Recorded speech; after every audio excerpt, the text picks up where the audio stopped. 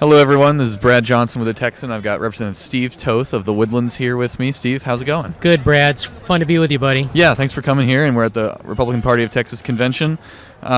Steve, wanted to talk to you about a couple things coming down the pipe. So first of all, school safety. That's a big issue for you. Sure. I think you're going to lay out some sort of plan, at least in the near future, on that, on something you want to do.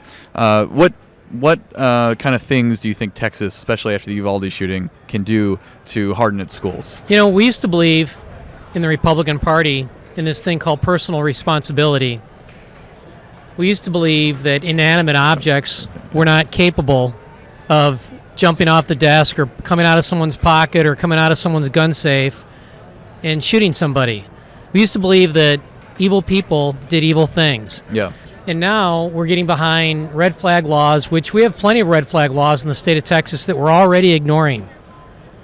We use, or decreasing the size of a magazine. I mean, you've probably shot an AR. You've probably shot a hunting rifle. Mm-hmm. You've probably shot a 9mm, which, Joe Biden says will blow your lungs out, which is the most ridiculous thing I think I've ever heard. How long does it take to drop a magazine and put a new one in? A second? Is this going to do anything to make our schools safer? Of course it's not, but it's great virtue signaling by the left, and I don't understand why we, as Republicans, are engaging in it, because we're giving parents and children and teachers a false sense of security that we just made our schools safer when, in fact, we didn't do anything. Mm-hmm. If we want to make schools safer, we got to get rid of Senate Bill 393, which came out of the 83rd legislative session. And what it basically enabled schools to do is to warehouse violent children. Democrats in an attempt to break, to disrupt, if you will, the schoolhouse to jailhouse pipeline, they said if a kid is guilty of a misdemeanor, he is to be left out of the hands of law enforcement. Okay. The problem now is that because of TASB, everything is a misdemeanor. So I was just talking with the Texas Association of School Boards. Texas Association of School Boards. So I was just talking with a woman that heard about my bill, and she said, Steve, my kid was sitting right next to a school shooter. This is a violent kid. He's had problems with the law. He's had problems with the school system. Mm-hmm. The law doesn't know who he is. So he threatens to shoot the school up, which, okay, does he have a gun? Yep, check that box. Does he have a plan? Yep, check that box. This kid fits the profile, basically, of the Uvalde shooter, of the Parkland shooter, of the Santa Fe shooter. And you know where he is today? Where? He's right back in the classroom, sitting right next to that woman's daughter. So what did she do? She pulled her kids out of the school. Why? Because some woke, stupid superintendent and school board believe it's more important for that kid to get an education than to take him out and keep the rest of the kids safe. I can't count the number of teachers that have come to me and said that they have been physically or verbally abused, assaulted in the past year. I mean, bullying's at an all-time high. The problem is that the left will say, oh, these statistics are dropping. Not if you ask the teachers. The number of reports of bullying, the number of reports of assaults on teachers is going down, for the very simple reason that ISDs across the United States are not reporting them.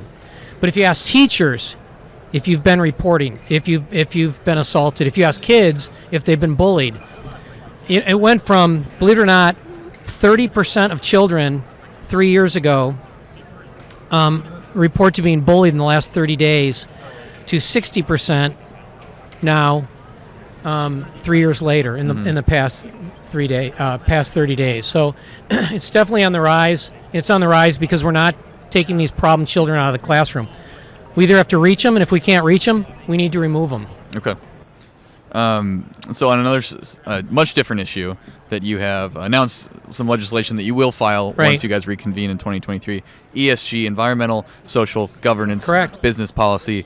Why is this such a big issue to you, and what's a way that Texas can Texas needs to stand against this. So it's killing the oil and gas industry, and it's been frustrating to hear these discussions with the mainstream media and the Biden administration about why we're not a net exporter like we were under Trump. We're not a net exporter because the Biden administration has basically told the Treasury, who's basically told Wall Street, you're not to loan money to oil and gas companies. Mm-hmm.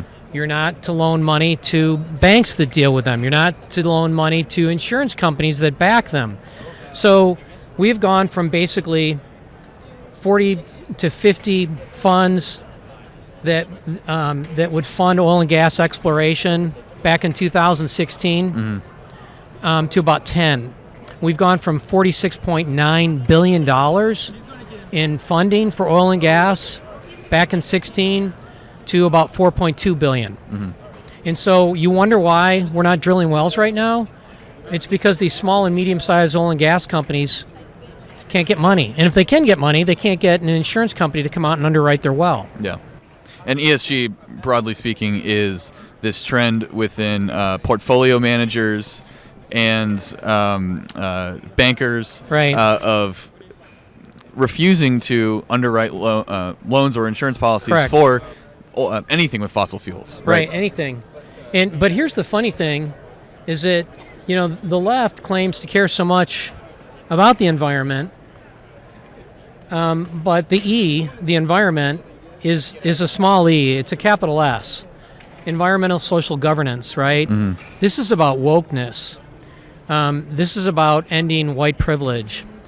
This is about equity. This is about inclusion. This is about diversity. This is about LGBTQ policy for all these companies. The S is significantly bigger now than the E and the G. And I'm sure that'll play out in the legislature when you guys Correct. reconvene.